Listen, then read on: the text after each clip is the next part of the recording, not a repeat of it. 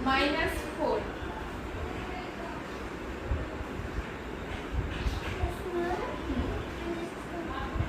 -5 answer 2 answer